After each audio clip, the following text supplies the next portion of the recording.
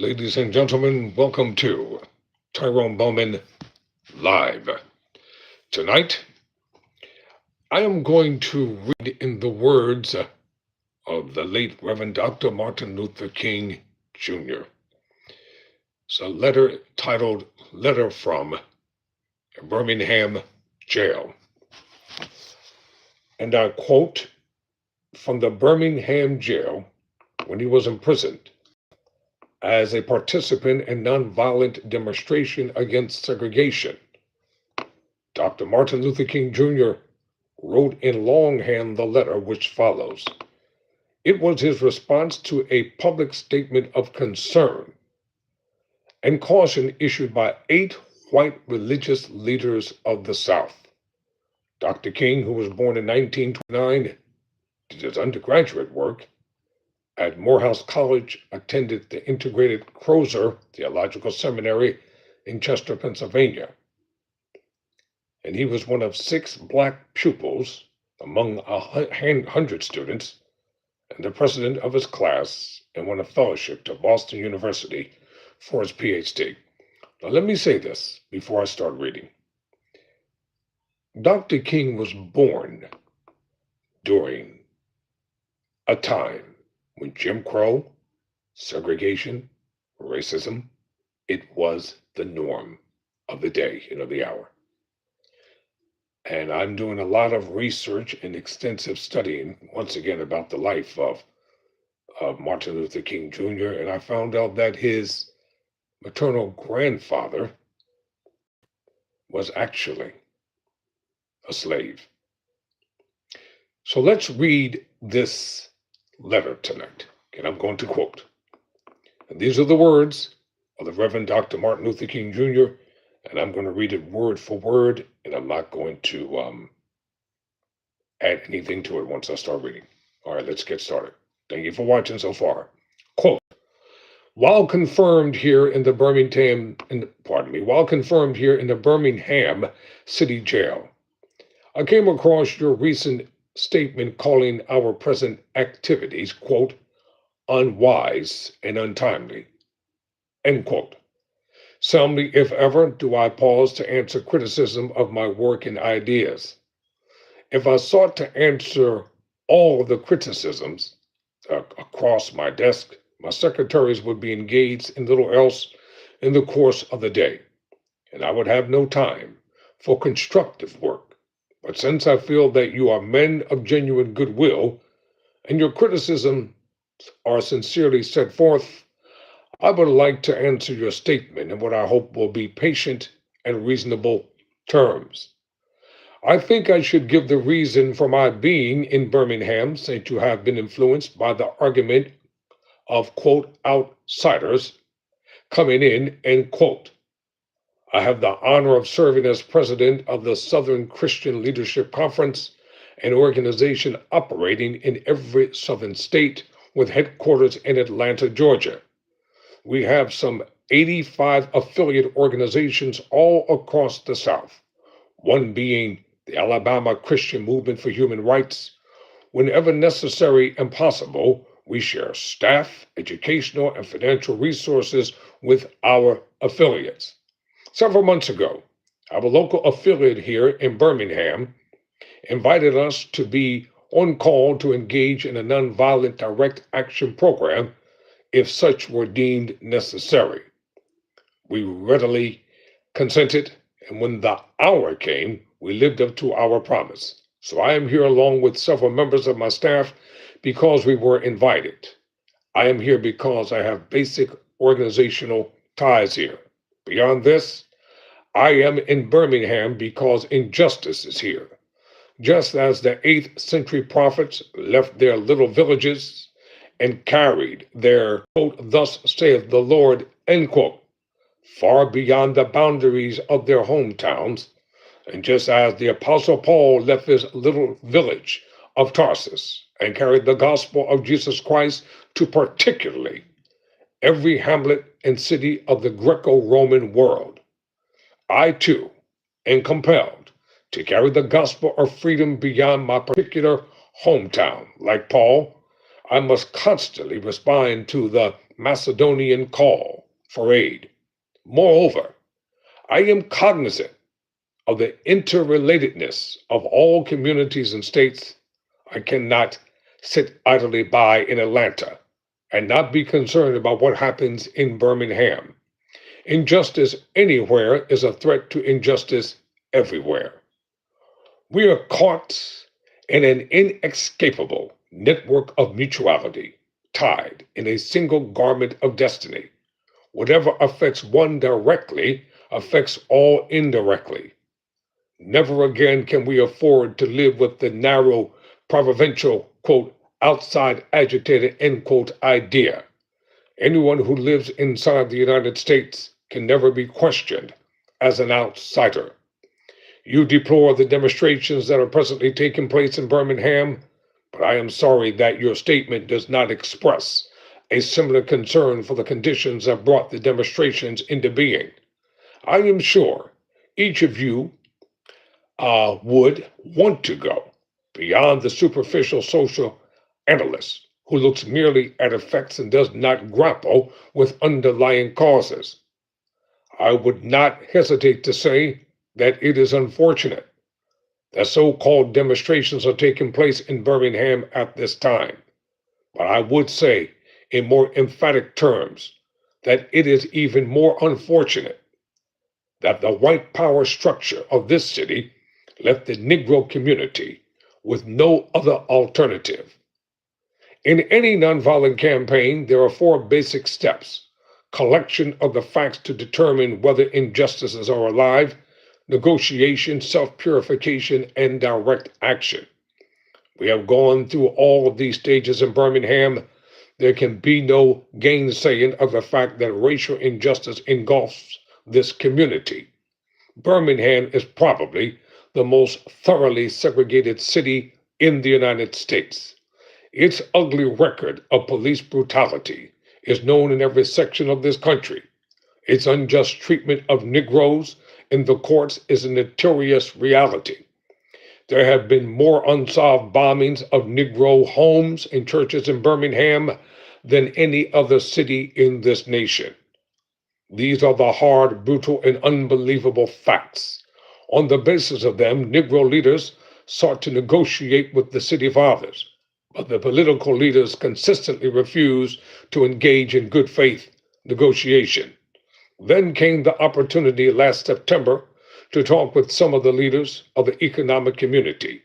In these negotiating sessions, certain promises were made by the merchants, such as the promise to remove the humiliating racial signs from the stores. On the basis of these promises, Reverend Shuttlesworth and the leaders of the Alabama Christian Movement for Human Rights agreed to call a moratorium on any type of demonstration. As the weeks and months unfolded, we realized that we were the victims of a broken promise. The signs remained, as in so many experiences of the past. We are confronted with blasted hopes and the dark shadow of a deep disappointment settled upon us.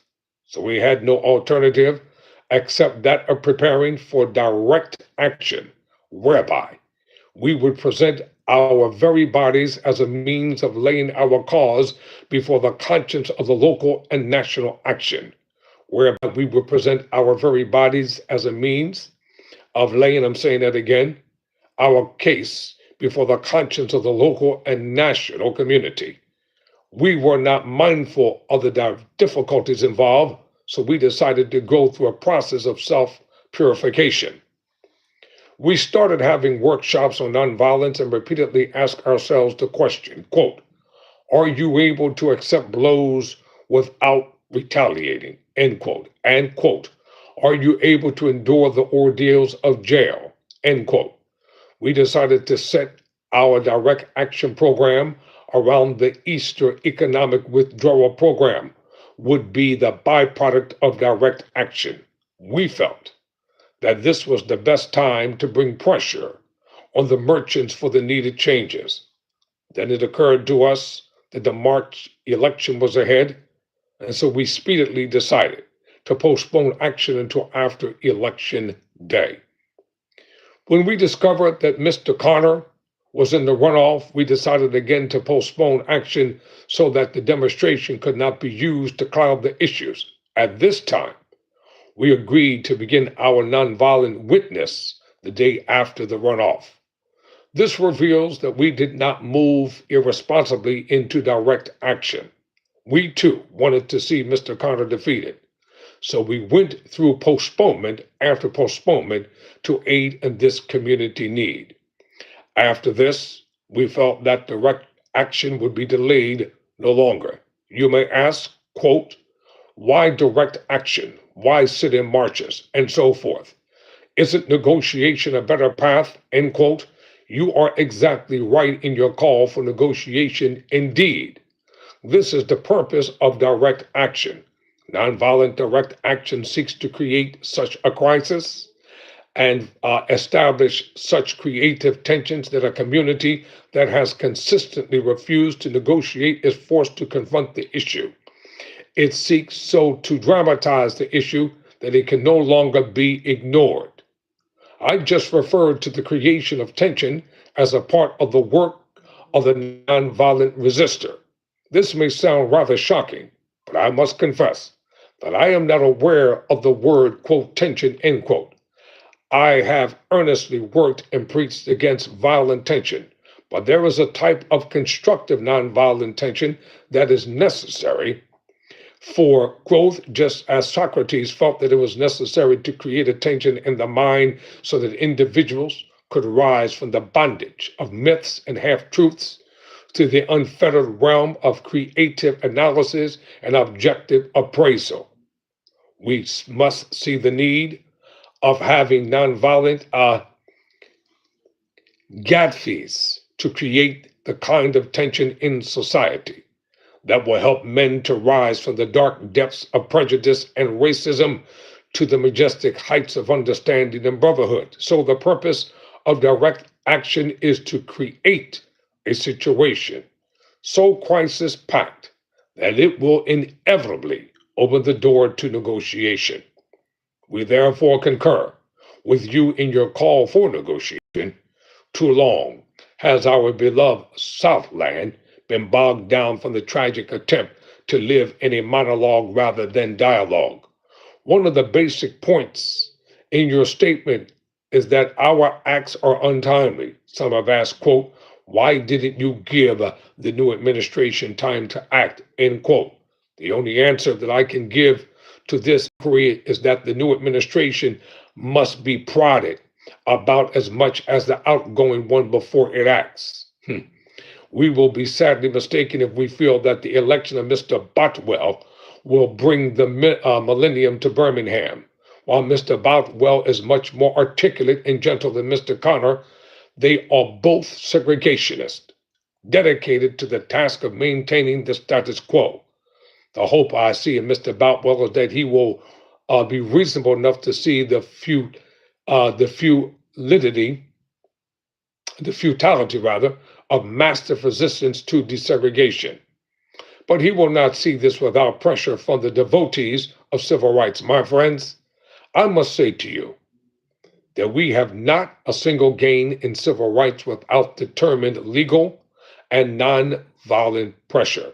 History is the long and tragic story of the fact that privileged groups seldom give up their privileges voluntarily. Individuals may see the moral light and voluntarily give up their unjust posture, but as Reinhard Niebuhr has reminded us, groups are more immortal than individuals. We know through painful experience that freedom is never voluntarily given by the oppressor. It must be demanded by the oppressed. Frankly, I have never yet engaged in a direct action movement that was, quote, well-timed, end quote, according to the timetable of those who have not suffered unduly from the disease of segregation. For years now, I have heard the word, quote, wait, end quote.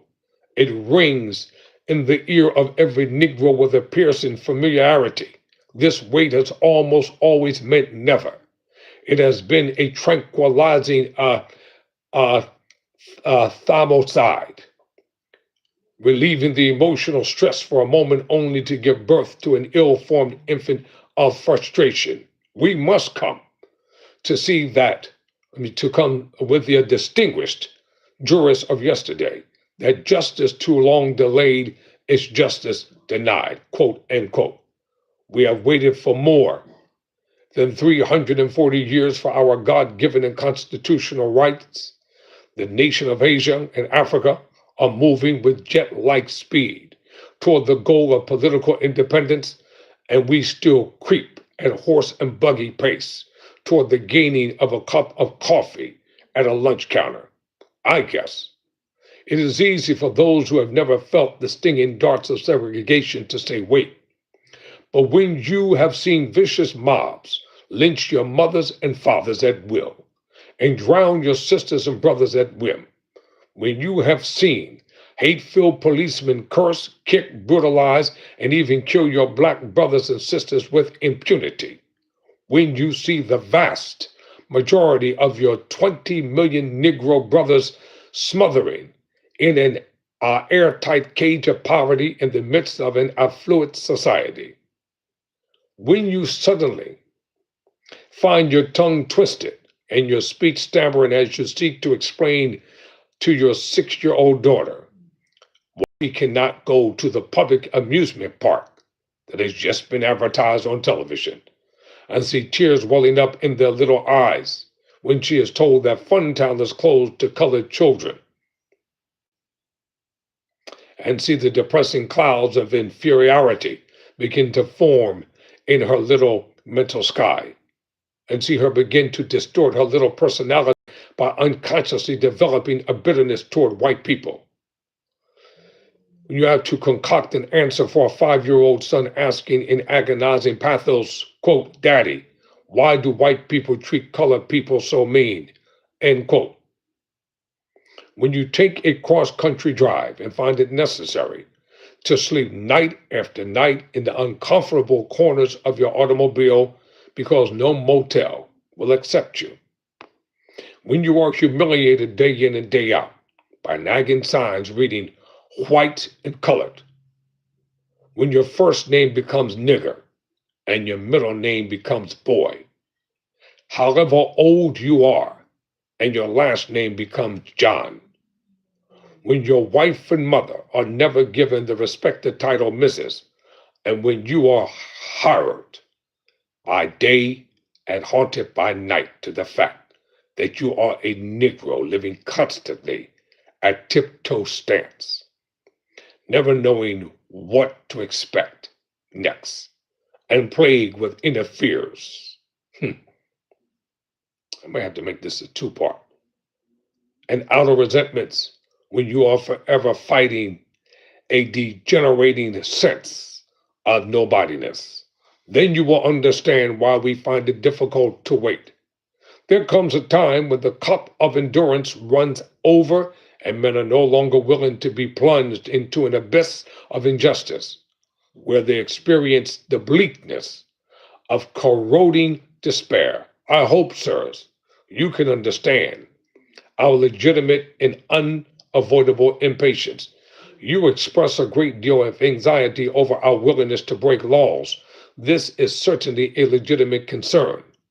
Since so, diligently urge people to obey the Supreme Court's decision of 1954 outlawing segregation in public schools, it is rather strange and paradoxical to find us consciously breaking laws. One may well ask, how can you advocate breaking some laws and obeying others? The answer is found in the fact that there are two types of laws. There are just laws and there are unjust laws. I would agree with St. Augustine that an unjust law is no law at all. Now, what is the difference between the two? How does one determine when a law is just or unjust? A just law is man-made, a man-made code that squares with the moral law or the law of God. An unjust law is a code that is out of harmony with the moral law. To put it in the terms of St. Thomas Aquinas, an unjust law is a human law that is not rooted in eternal and natural law. Any law that uplifts human personality is just. Any law that degrades human personality is unjust. All segregation statutes are unjust because segregation distorts the soul and damages the personality. It gives the segregator a false sense of superiority and the segregated a false sense of inferiority. To use the words of Martin Buber, the great Jewish philosopher, segregation substitutes an quote, I, it, end quote, relationship for the quote, I, thou relationship and end relegating persons to the status of things. So segregation is not only politically, economically, and sociologically unsound, it is morally wrong and sinful. Paul Tillich has said that sin is separation. It's in segregation and as existential expression of man's tragic separation, an expression of his awful estrangement, his terrible sinfulness. So I can urge men to obey the 1954 decision of the Supreme Court. It is morally right. And I can urge them to disobey segregation ordinances because they are morally wrong. Let us turn to a more concrete example of just and unjust laws. An unjust law is a code that majority inflicts on a minority that is not binding on itself. This is difference made legal. On the other hand, just a law is a code that a majority compels a minority to follow, and that it is willing to follow itself. The sameness made legal. Let me give another explanation. An unjust law is a code inflicted upon a minority which that minority had no part in acting or creating because it did not have the unhampered right to vote. Who can say that the legislature of Alabama, which set up the segregation laws, was democratically elected? Throughout the state of Alabama, all types of convincing or conniving methods are used to prevent Negroes from becoming registered voters. And there are some counties without a single Negro registered. Despite the fact that Negroes constitute a majority of the population, can a law set up in such a state be considered democratically structured? End quote. I'm going to leave it right here for tonight. And in part two, I will continue Reverend Dr. Martin Luther King's letter from a Birmingham jail. Never surrender, never quit.